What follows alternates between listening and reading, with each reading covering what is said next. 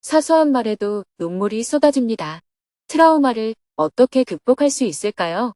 2025년 9월 9일 유럽 순회 강연 파리 불어 통역 증문즉 설 강연. 안녕하세요. 오늘은 법륜 스님의 유럽 순회 강연 중 두 번째 강연이 프랑스 파리에서 열리는 날입니다. 스님은 새벽 3시에 기상하여 수행과 명상을 했습니다. 숙소와 식사를 제공해준 정토회 회원 김누리님 부부에게 감사의 마음을 전한 후 새벽 4시에 숙소를 나와 기차역으로 이동했습니다. 제일 먼저 온 줄 알았더니 벌써 많은 사람이 줄을 서 있었습니다. 4시 40분이 되자 영국 출국 수속과 프랑스 입국 수속, 수화물 검사를 시작했습니다. 공항과 시스템이 똑같았습니다. 오전 6시 런던 세인트 판크라스 국제역을 출발한 유로스타 열차는 영국 해협 아래를 지나 프랑스로 향했습니다. 스님은 기차 안에서 부족한 잠을 보충했습니다. 약 2시간 30분을 달려 현지 시각 9시 30분에 파리 북역에 도착했습니다. 기차역을 나오니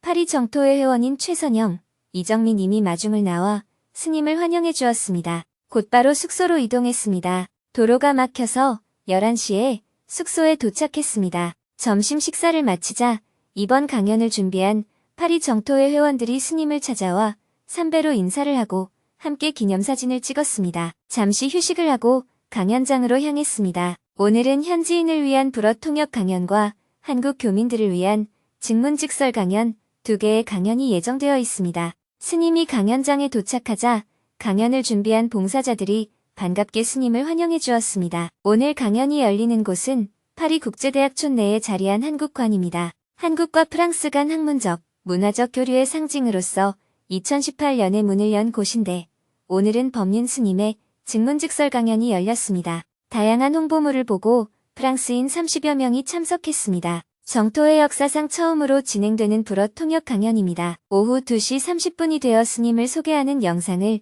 함께 본 후 강연을 시작했습니다. 불어 통역은 백혜리 님이 해주었습니다. 먼저 스님이 인사말을 했습니다. 여러분, 만나서 반갑습니다. 불어 통역을 통해 증문즉설을 하는 건 이번이 처음인 것 같습니다. 증문즉설이란 인생을 살아가면서 겪는 여러 문제에 대해 함께 이야기를 나누는 대화입니다.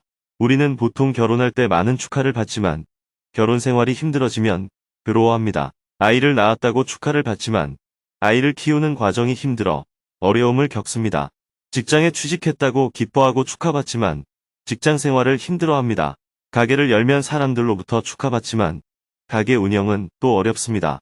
이렇듯 바라던 일이 이루어져 축하받을 만한 일인데도 왜 시간이 지나면 괴로움이 따를까요? 이런 점을 생각하다 보면 의문이 들고 스트레스를 받기도 합니다. 그렇다고 누구에게 쉽게 묻기도 어렵습니다. 백과사전이나 구글 검색은 지식이나 기술은 알려주지만 인생살이의 괴로움에는 뚜렷한 답을 주지 못합니다. 요즘은 챗 GPT나 제미나이 같은 인공지능에게 묻기도 하지만 거기서도 인생의 괴로움에서 벗어날 명쾌한 해답을 얻기는 어렵습니다. 축하받은 일도 왜 시간이 지나면 괴로움이 될까요? 그럴 때 우리는 친구와 차 한잔하며 하소연하곤 합니다.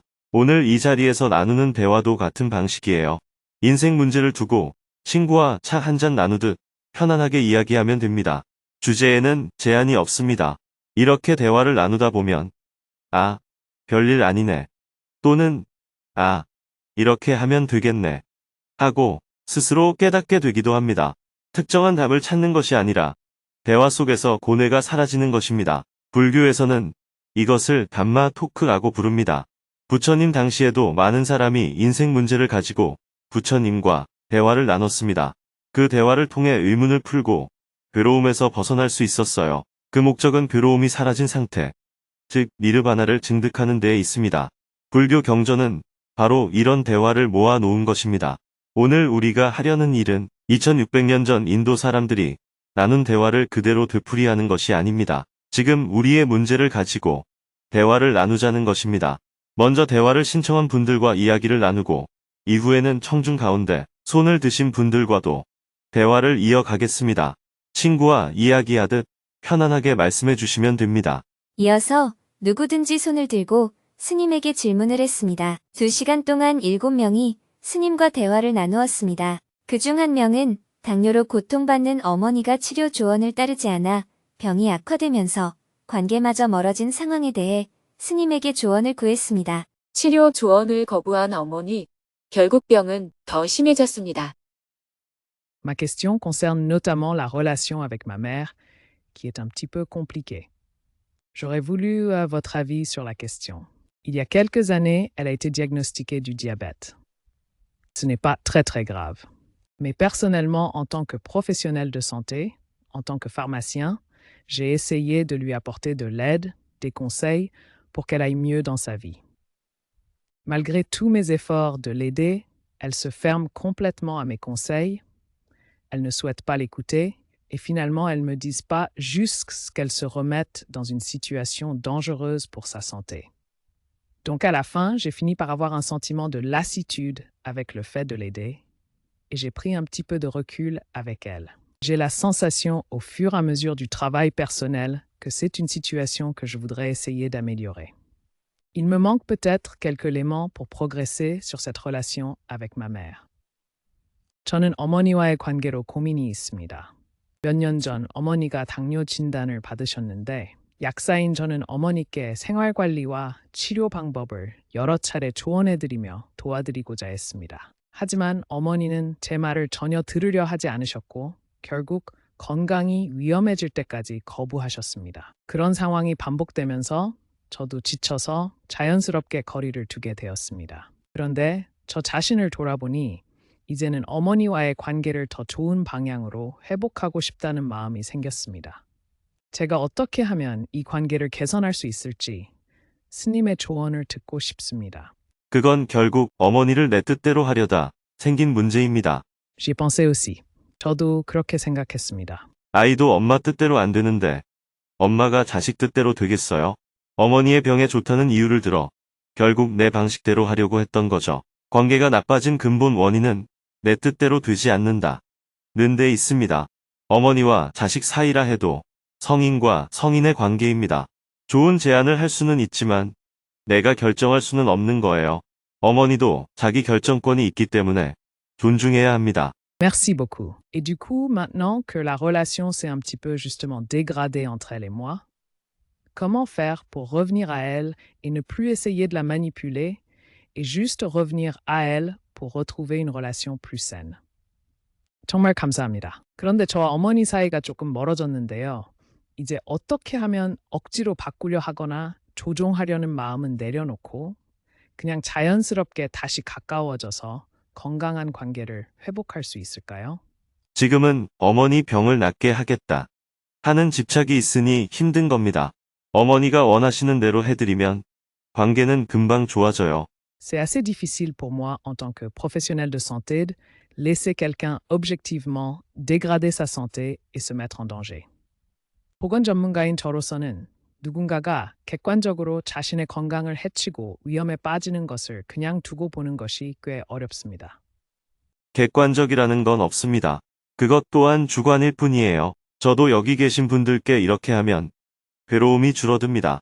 라고 아무리 말씀드려도 제 말대로 다 하는 분은 없어요. 그렇다고 제가 내 말을 안 듣는구나. 그럼 대화할 필요 없네. 하고 포기한다면 그것도 결국 내 뜻대로 하려는 마음이죠. 저는 그저 제안할 뿐이에요. 하고 안 하고는 그 사람의 선택입니다. 강제할 수는 없어요. 만약 누군가 제 이야기를 듣고 도움을 얻었다고 고마워해도 저는 그것을 내가 했다고 생각하지 않습니다. 결국에는 그 사람이 선택한 것이기 때문이에요. 그런데 만약 내가 했다고 생각한다면 내 말을 안 들은 사람에 대해서도 내가 책임져야 합니다. 그렇게 되면 감사를 받으려다 오히려 비난을 받게 되는 거예요. 저는 다만 할 뿐이고 그 결과는 그들의 몫입니다. 우리는 내 뜻대로 되지 않으면 포기하거나 나도 모르겠다. 네가 알아서 해라. 하고 외면하기 쉽습니다. 그러면 관계가 나빠집니다. 하지만 어머니를 위해 조언을 하는 것이라면 그저 꾸준히 조언을 하면 됩니다. 하고 안 하고는 어머니의 자유다. 이렇게 인정하면서 앞으로도 계속 조언을 하면 됩니다. 어머니가 안 한다고 해서 스트레스를 받을 필요도 없습니다. 그저 어머니를 위해 제안하는 것이니 어떤 경우에도 어머니를 위하는 길이 되어야 합니다.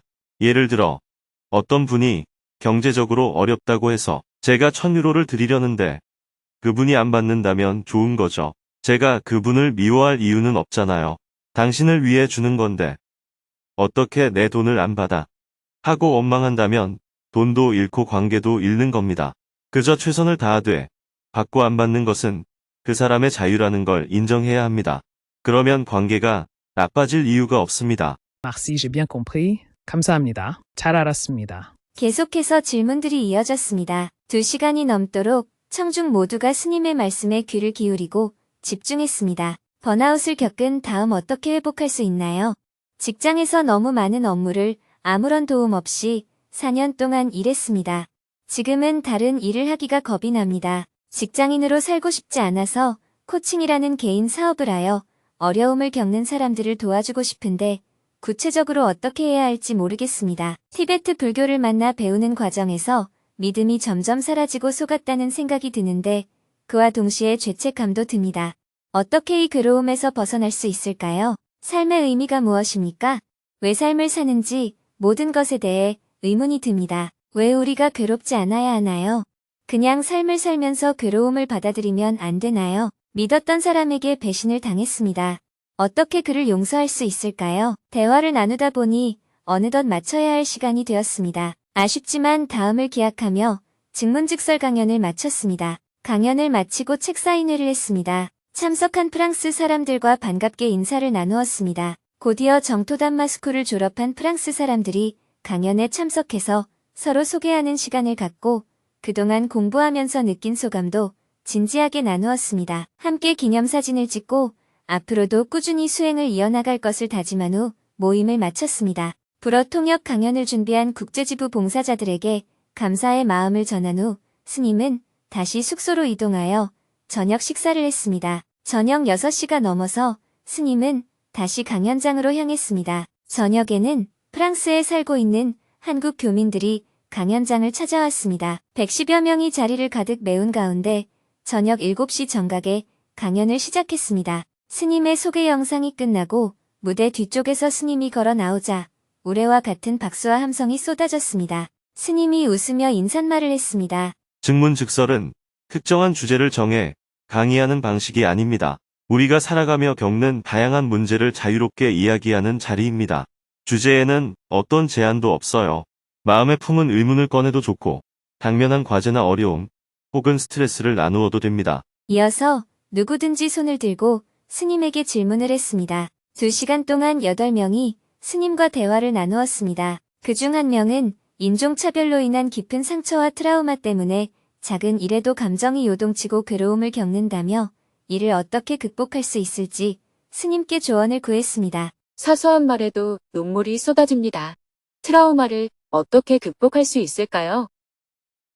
트라우마를 어떻게 극복할 수 있을까요? 무시하는 말을 듣거나 인종차별을 지속해서 겪게 되면서 조그만 일에도 큰 반응이 나오곤 합니다. 그나마 지난달부터는 명상과 절을 하면서 조금 마음의 평화를 찾을 수 있었습니다. 하지만 여전히 전혀 차별 의도가 아니라는 걸 알면서도 인종과 관련된 무언가가 보이면 심장이 떨리고 눈물이 나며 호흡이 거칠어집니다. 이전 경험들이 재생되는 듯 감정이 요동치며 마치 트라우마 같은 반응이 나타납니다. 이런 반응이 맞지 않다는 것을 머리로는 아는데 도무지 주체할 수가 없습니다. 심지어 이 마음이 커져서 이제는 프랑스라는 나라 자체가 싫어질 정도입니다. 별일 아닌 상황에서도 프랑스가 싫다고 한국에 가겠다며 울음이 터집니다. 저도 이런 반응이 정상은 아니라는 걸 알고 있습니다. 하지만 실제로는 큰일을 당한 것 같은 감정이 자동으로 올라오니 주체할 수 없어 너무 괴롭습니다. 이것을 극복할 방법이 있을까요? 구체적으로 어떻게 실천하고 수행하면 좋을지 궁금합니다. 질문자처럼 주변 사람들의 말에 그렇게 민감하게 반응하면 치료가 필요한 환자 수준이라고 볼 수 있습니다. 단순히 마음에 상처가 있는 수준이 아니라 과거의 상처가 현재와 미래에 내 생활에 큰 장애가 될 때는 치유가 필요해요. 먼저 신경이 긴장되고 흥분이 치솟을 때 진정시키는 방법으로 정신과에서 약물 치료를 받는 것이 좋습니다. 이것은 응급치료입니다. 그러나 장기적으로는 근본 원인을 찾아 과거의 어떤 경험이 민감한 반응을 불러일으키는지 확인하고 마음의 상처를 치료하는 것이 필요합니다. 병원에는 가보셨어요? 네, 담당 의사와 얘기를 나눈 적이 있습니다. 그분은 약을 따로 처방해 주진 않았고, 갈 때마다 상담자처럼 간단히 묻고 제가 대답하는 정도만 했습니다. 예를 들어 어떤 사람이 어릴 때 성폭행을 당한 경험이 있다고 합시다. 누군가는 그 사건이 단순한 고통으로 끝나기도 하지만 누군가는 상처로 남아 이후에 관련 뉴스만 들어도 숨이 막히고 당시 상황이 떠오르는 경우가 있습니다. 이것은 병적인 반응이라 치유가 필요합니다. 성폭행 자체는 손가락 베어 다치는 것과 같은 육체적 상처이지만 정신적으로 엄청난 충격을 받게 되면 마음의 상처가 되는 거예요. 주로 여성들이 정신적인 충격을 크게 받는 이유는 성에 대한 편견과도 관계가 있어요. 어려서부터 여성은 성을 지켜야 한다 하는 사회적 편견 속에서 교육받았기 때문에 그렇습니다. 그래서 성적인 피해가 더 큰 상처로 남습니다. 이런 경우 치유가 되지 않으면 결혼 생활도 어려워집니다. 이것은 모두 트라우마 치료가 필요한 사례입니다. 그런데 질문자의 경우 어릴 때 인종차별로 충격을 받은 경험이 있었습니까? 이곳에서 인종차별을 받았어요. 엄청나게 큰 충격을 받았다면 모를까.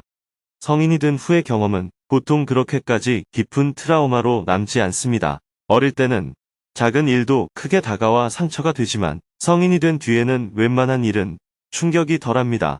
질문자가 이곳에서 인종차별에 대해 어느 정도로 충격을 받았기에 트라우마가 될 정도예요. 엄청나게 큰일이 있다기보다는 제가 사는 곳은 소도시라 아시아인이 거의 없습니다. 그러다 보니 작은 일이라도 거의 매주, 매달 반복적으로 겪다 보니 누적된 게 아닌가 하고 의사 선생님이 말씀하셨습니다. 그렇다 해도 지금 말씀하신 증상이 나타날 정도는 아니지 않나 싶어요. 아마 트라우마 자체보다는 우울증 같은 다른 증상이 겹치면서 증폭된 것 같습니다. 예를 들어 제가 여러분과 대화하고 즐거울 때는 다들 스님하고 부르죠. 그런데 만약 여기서 남성이든 여성이든 두 사람이 의견 충돌이나 갈등으로 싸우면서 마음속에 적대감이 생긴다면 그때 우리는 예의를 지킬까요? 여러분이 직접 테스트해보면 알 수 있어요. 싸움으로 감정이 격해지면 자연스럽게 무슨 중놈이 이럴 수가 있나 하는 말이 튀어나오게 됩니다. 사람들은 모양이나 형식을 가지고 키가 작으면 요 조그만 놈이 라고 말하고 얼굴이 검으면 얼굴도 새까만 놈이 라고 말해요. 즉 불리한 상황에 부닥치면 평소에는 드러나지 않는 특징을 잡아 상대를 모욕하게 되는 거예요. 초등학생들이 학교에서 싸우다가 불리해지면 상대의 부모가 베트남이나 태국 출신이면 국적을 가지고 지적하고 북한에서 왔다면 북한 놈이 하고 말합니다. 부부 싸움에서도 마찬가지예요. 감정이 격해지면 인종적, 성차별적, 신체적 특징을 지적하며 상대를 공격하게 됩니다. 사람은 흥분하면 상대에게 심하게 상처 주는 말을 서슴지 않아요. 상대의 부모나 조상, 심지어 민족까지 욕하는 경우가 생깁니다. 너는 한국 사람이니 이 식당에 들어올 수 없다. 라고 하거나 유색 인종이니 시험 응시를 못한다. 라고 하는 경우는 법적으로 인종차별이라는 것이 명확합니다. 이런 경우는 사회적으로 금지되어 있고 불이익을 당하면 고소해서 시정을 요구할 수 있습니다. 하지만 같은 동네에서 서로 싸우다가 감정이 격해져 조그만 놈, 키 큰 꺽다리, 남자 같지도 않고 여자 같은 놈, 중놈 같은 식으로 부르는 것은 문화적인 측면이 남아있는 것이어서 법적으로 처벌하기가 어렵습니다. 사람의 감정과 문화적 맥락이 개입된 것이기 때문이에요. 백인만 사는 동네에 아시아인이 살면 백인들끼리 쑥덕거릴 수가 있습니다. 시골 농촌에서 백인이 혼자 살면 동네 아줌마들이 호쟁이라고 수군거리는 것과 마찬가지죠. 그 사람에게는 상처가 되지만 그들에게는 일상인 겁니다. 인간은 누구나 이렇게 됩니다. 외국인이 우리 동네에 살아도 내가 외국인 동네에 살아도 마찬가지예요. 서울 같은 도시는 대부분 한국 사람이 살고 있지만 다들 떠돌이잖아요. 경상도에서 올라온 사람, 전라도에서 올라온 사람, 다양한 사람들이 모여 살지만 각자 자기 살기 바빠서 타인에게 별로 관심이 없어요. 반면 농촌 사회는 남의 집 사정을 훤히 아는 분위기예요. 그런 곳에 외국인이 들어가 살게 되면 어느 정도의 차별을 각오해야 합니다. 마찬가지로 시집을 가든 직장을 가든 학교에 다니든 백인만 있는 학교에 간다면 어느 정도 차별을 받을 각오를 해야 한다는 거예요. 하지만 그 정도는 엄격히 말해 차별은 아니에요. 진짜 차별은 학교에 못 들어오게 한다든지 입학이나 시험 응시를 막는 것처럼 명백한 불이익을 주는 경우입니다. 그래서 법적 차별은 바로 시정해야 하고 문화적 차별은 시간이 걸리더라도 어느 정도 용인하며 살아야 합니다. 또 실력이 비슷하다면 누구나 자기와 가까운 사람을 추천하기 마련입니다. 한 명의 교수 밑에 학생 4명이 있는데 2명은 프랑스인, 1명은 중국인, 1명은 한국인일 경우 교수도 프랑스 사람이라면 실력이 비슷할 때 누구를 추천할까요? 당연히 프랑스 사람을 추천하겠죠. 한국에서도 마찬가지로 경상도 사람이라면 경상도 사람, 전라도 사람이라면 전라도 사람을 추천합니다. 실력이 비슷하면 동문끼리 추천하기 마련이에요. 이런 차별을 문제 삼을 수는 없습니다. 인간의 본성이 그런 거예요. 약간의 차별을 경험하는 것은 자기 발전에 도움이 되기도 합니다. 차별을 극복하려면 실력을 더 쌓아야 하기 때문입니다.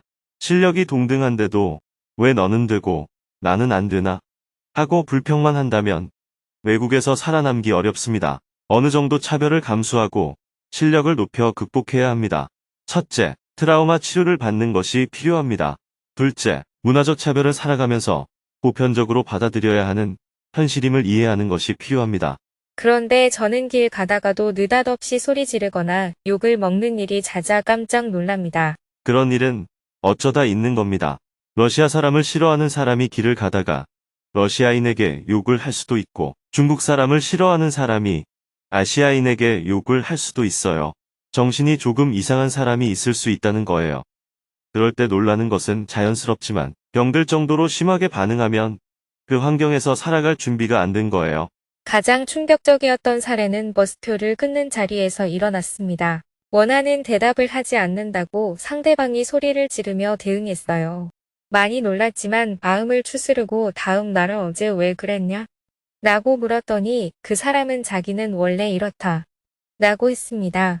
질문자는 지금 약간의 정신과 치료가 필요합니다. 이런 사건에 이 정도로 민감하게 반응한다는 것은 현재 자신이 이런 환경에서 살 형편이 안 된다는 뜻이에요. 한국으로 돌아가는 게 나을까요?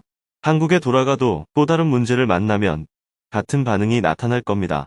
핵심은 환경이 아니라 치료예요. 질문자의 경우는 정확히 말하면 트라우마라기보다 우울증 증상이 겹쳐 증폭된 것 같습니다. 병원 치료를 받아보는 것이 좋고 필요하다면 다른 병원으로 옮기는 것도 괜찮습니다. 감사합니다. 잘 알았습니다. 계속해서 질문들이 이어졌습니다. 저는 남편과 성격이 반대여서 스트레스가 쌓이다 보니 사소한 일에도 화를 내게 됩니다. 어떻게 하면 화를 덜 낼 수 있을까요? 해외에서 결혼도 하고 직장 생활도 하고 있습니다. 타지에서 죽을 수도 있다는 두려움을 어떻게 극복할 수 있을까요? 파리에 온 지 8년 되었는데 한국에 가서 부모님을 뵐 때마다 노쇠한 모습에 죄책감이 듭니다. 프랑스인 남편과 결혼한 지 2개월이 되었습니다. 다 좋지만 식습관이 너무 달라서 힘듭니다. 어떻게 해결하면 좋을까요? 미안하지 않을 때도 미안하다고 하는 것은 위선인가요? 영어 발음이 안 좋은 상사가 욕을 할 때마다 스트레스를 받아서 몸이 아픕니다. 어떻게 하면 마음의 평화를 찾을 수 있을까요? 프랑스에 잘 정착하여 이제는 남을 도우며 살고 싶은데 때로는 상대가 훈계로 받아들입니다. 어떻게 남을 도와야 할까요? 모든 질문에 대해 답변을 한 후 마지막으로 스님이 한국 교민들을 위해 격려의 말을 해주었습니다. 프랑스로 올 때는 한국보다 프랑스가 좋아 보여서 온 건가요? 아니면 일부러 나쁜 곳을 찾아온 건가요? 좋아 보여서 왔습니다. 저는 아프가니스탄이나 부탄에 갈 때 나쁜 곳을 좋게 만들려고 갑니다. 여러분은 좋은 곳에 덕 보려고 온 거잖아요. 그러니 불평불만은 하지 마세요. 불만이 있으면 한국으로 돌아가면 됩니다. 그래봤자 본전이에요. 결혼할 때도 좀 더 나은 삶을 바라며 결혼하지만 막상 살아보니 아니라고 느껴지면 이혼하면 됩니다. 역시 본전이잖아요. 어떤 분은 건물이 안 팔려서 걱정이라며 저에게 묻기도 해요. 그 사람에게는 큰일이겠지만 건물 없는 사람보다는 낫잖아요. 여러분도 사실 다 괜찮은 겁니다. 저는 원해서 스님이 된 게 아니에요. 저의 은사 스님 때문에 억지로 됐습니다. 그런데 스님도 오래 해보니 괜찮아요. 불만이 없습니다. 그런데 여러분은 스스로 선택해놓고는 못 살겠다고 합니다. 괜히 불평해봐야 아무 소득이 없어요. 할 수 있는 데까지 해보고 안 되면 그만두면 됩니다. 한국으로 돌아가든 이혼을 하든 선택하면 됩니다. 다만 너무 성급하게 결정하지는 마세요.